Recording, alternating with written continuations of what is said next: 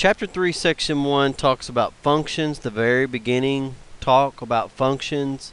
I'm going to read the two definitions that we're going to start with of a relation and a function. A relation pairs inputs with outputs. When a relation is given as ordered pairs, the x-coordinates are inputs and the y-coordinates are outputs. A relation that pairs each input with exactly one output, that's called a function. Now I'll tell you another way to identify a function. And when you're looking at ordered pairs or a graph or a t-chart or a mapping, if the x values repeat, that is not a function. If the x values repeat, that is not going to be a function. So let's look at some ways that we can describe a function. We can describe a function by an equation, and you'll see some examples following. By an input-output table, otherwise known as a t-chart. By using words, by a graph as the one you see to the right, or a set of ordered pairs.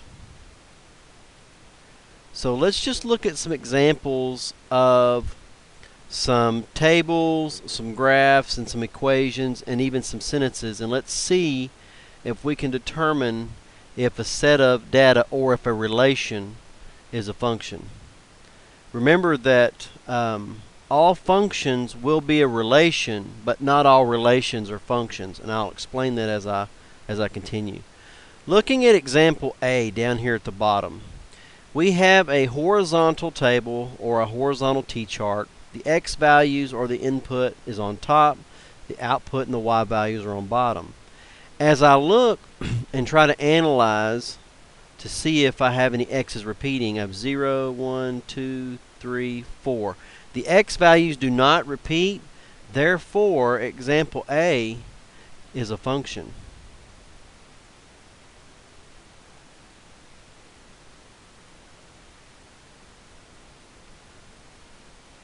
Looking at example B, it should be easy to see that my x is repeating over and over again.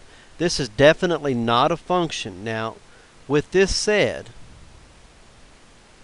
you have to understand that to not be a function, that doesn't mean that the x value has to repeat over and over again, but to repeat something meaning that if it just occurs more than once, then the x value repeats.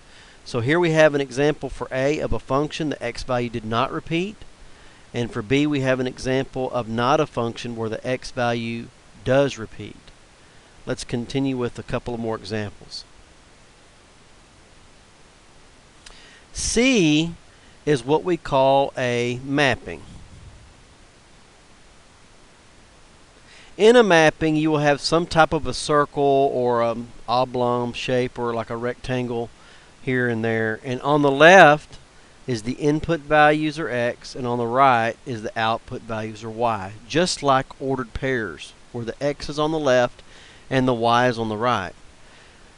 What you may want to consider doing when you have a mapping is to convert this to ordered pairs. You don't have to, but sometimes if you convert them to ordered pairs, it's easier to see whether or not it's a function. So 1 goes with 8, so that would be 1, 8. 2 goes with 9, so that would be 2, 9. 3 goes with 10, so that would be 3, 10. And 3 goes with 11, so that would be 3, 11. Looking at the ordered pairs, you should easily see that the x values are repeating here and here. So this mapping is not a function.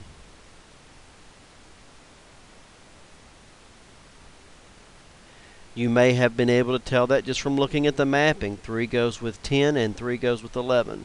But if you're struggling seeing whether or not the x values are repeating or not from the mapping, rewrite those as ordered pairs. D is an example of a graph. What we have are ordered pairs on the graph. This is also known as a scatter plot. which we'll be talking about a lot more in the following days.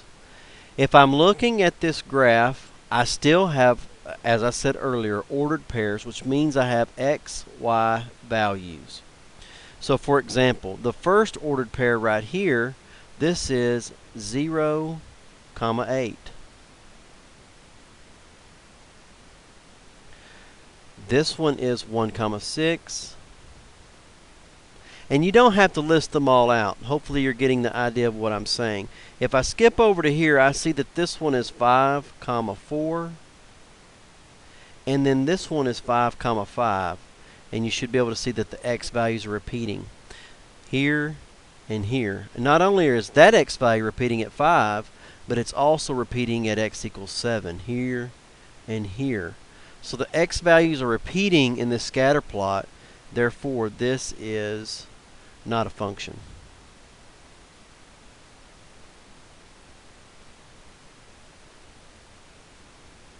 If I look at example E, I'm just given ordered pairs. Well, let's look at the x values. -2, -1, 0, 1, and 2. Do my x values repeat? No. That's a function. Now this one may be tricky for some people because they're thinking -2 and 2. But those are different numbers. So x values don't repeat. I'll just put a check mark that that is a function.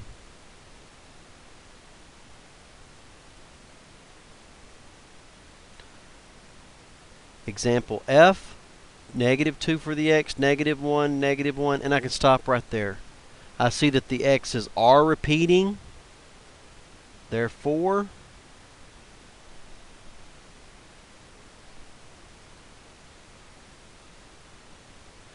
this is not a function. F is not a function.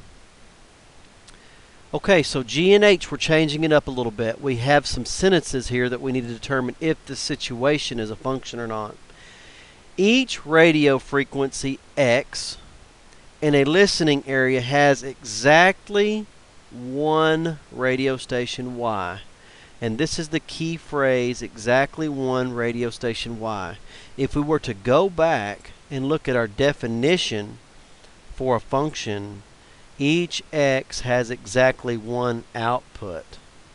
So when it says x has exactly one y, G is a function. H, the same television station X can be found on more than one channel Y, or X has more than one Y. That means it's not a function.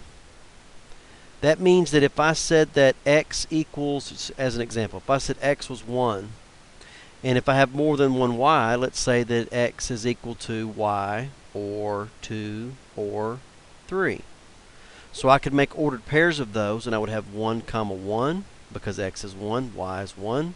Or I could have 1, 2, because x is 1, y is 2. Or I could have 1, 3. X is 1, y is 3. And again, I'm just creating an example to let you see that this is not a function because the x values have more than one y. My x value is repeating here. So this h is not a function.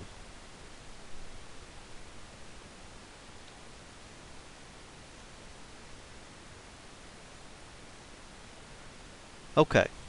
Let's look at I. We have to have a little bit of background information of exactly what is this thing x equals 2. Does it just mean x is equal to one number 2 and that's it? What we need to be able to see, if I have an xy plane, here's the x-axis and here's the y-axis, and here is positive 2 on the x-axis. The equation here, x equals 2, is actually a vertical line that goes right through the 2 on the x-axis. It's a vertical line. And you need to be able to recognize that as Algebra 1 students. That x equals 2 is a vertical line going through the 2 on the x-axis. If I said x equals -7, that would be a vertical line. If -7 is over here, that would be a vertical line that would go through the -7 on the x-axis like this.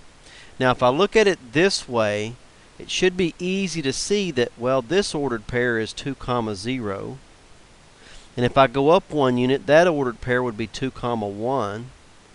And if I went down an ordered pair from the original 2 comma 0, I would have 2 comma negative 1. And it should be easy for you to see that I have x values repeating over and over again. 2, 2, and so forth, all the way up from positive infinity if I went forever up, or negative infinity if I went forever down. So the line x equals 2 is not a function, and we're going to learn something later called the vertical line test that will show you why that's not a function as well. And then, so okay, this is not a function. And then my final example, J, y equals 2x plus 3. If I were to graph the line y equals 2x plus 3, and if you have your graphing calculators, you can go to y equals and you can plug in y1, 2x plus 3, and look at the table and see if the x values repeat or not. What I'll do is I'll graph the equation. When I'm graphing this, first of all, this is in the form, let me just go to a new page. Y equals 2x plus 3. You have to recall first that this is in the form of y equals mx plus b, where m is my slope, in this case it's 2, and b is my y-intercept, in this case is 3. So the way I graph this is I start with the y-intercept at 3, if I say 3 was right here, and then I count my slope. Well, slope is rise over run. And I'm getting a little bit ahead of myself, but we're going to have lots of work and lessons to do over rise over run and slope over the next few days. So pay close attention. So if my slope, m, is equal to 2, I can make that a fraction by putting it over 1. And I can see that my rise is 2 and my run is 1, both positive. So I would start from the y-intercept and rise 1, 2, run 1, plot a point. Rise 1, 2, run 1, plot a point. And if I connect those dots and extend that forever in each direction, I have, this is a rough graph because it's not an exact coordinate plane, but I have graphed this function. And you should be able to tell that for x, no matter how far I go to negative infinity or negative x, and no matter how far I go to the right for positive x, the x values will never repeat. So this is an example of a function. And we'll talk more about how to identify these functions written in the form of linear equations in the days to follow. Asleep.